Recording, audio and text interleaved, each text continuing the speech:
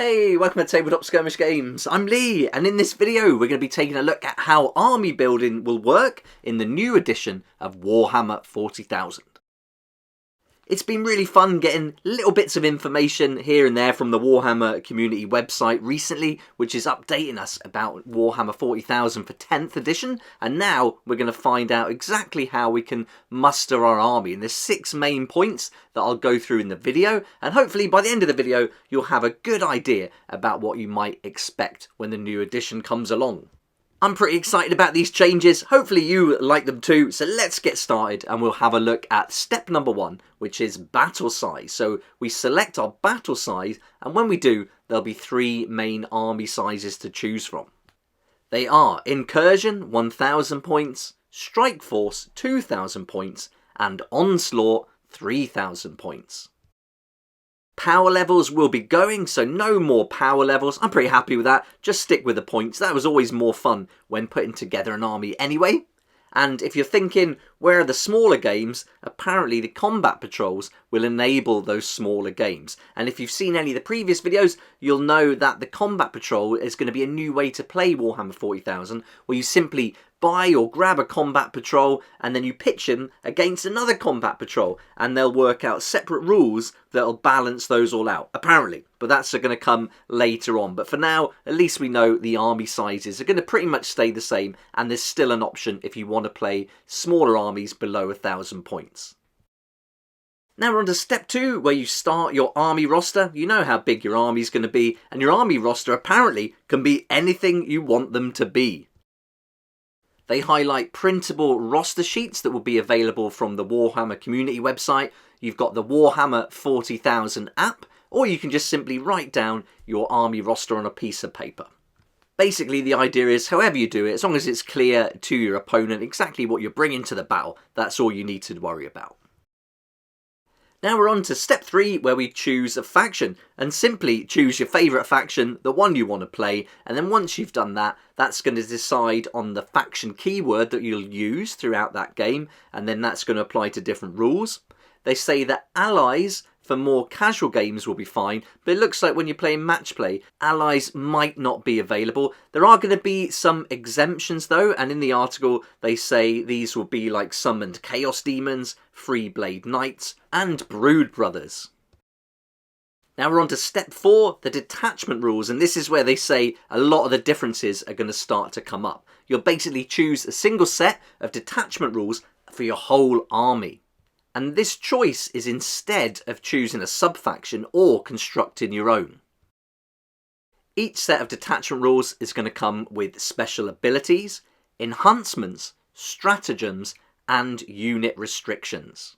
The thing I really like about this is that you can choose to fight with different detachments each time, and I think this sounds awesome because it's not tying you into any one army. So for Space Marines players, you could have one faction the way you've painted them. So for my example would be Imperial Fist for me, and then I can play them using any different detachment. So even a detachment that might be suitable to the Ultramarines, for example. So that's really cool. You can have lots of flexibility, and this sounds really fun. This is really what I wanted from the game. I really like the sound of this.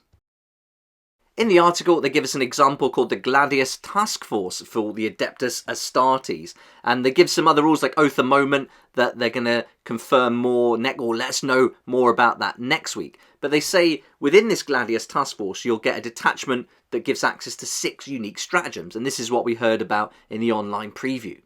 These stratagems are in addition to the universal ones as well. So you're going to have 6 here, potentially 6 universal ones, as well as 4 exclusive enhancements for the Space Marine characters. So it looks like the enhancements and everything are going to be tied in to the different detachments and the different ways you might want to play based on those.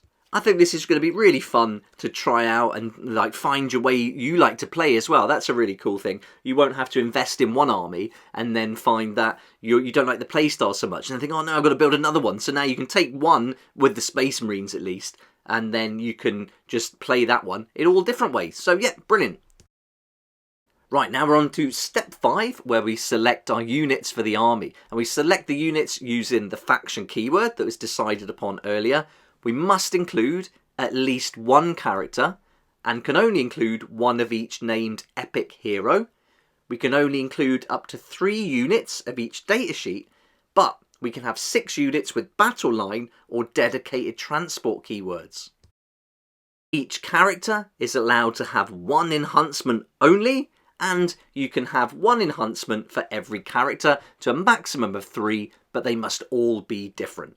This all sounds pretty straightforward. It's reminded me a lot of Age of Sigmar. Some of these words that are popping up, battle line, enhancements, it's all fitting in there. And so if it is anything like Age of Sigmar, I'm going to be really happy, because at the moment that rule set is my favourite. I can't get enough of it. I've been playing it twice a week at least for the last month, so really enjoying it. And if they do the same thing with 40k or similar things to building the army like they've done with Age of Sigmar, I think it's going to be really fun. Like they say, it's going to be simplified, but certainly not simple. There's a lot of depth there still to be found.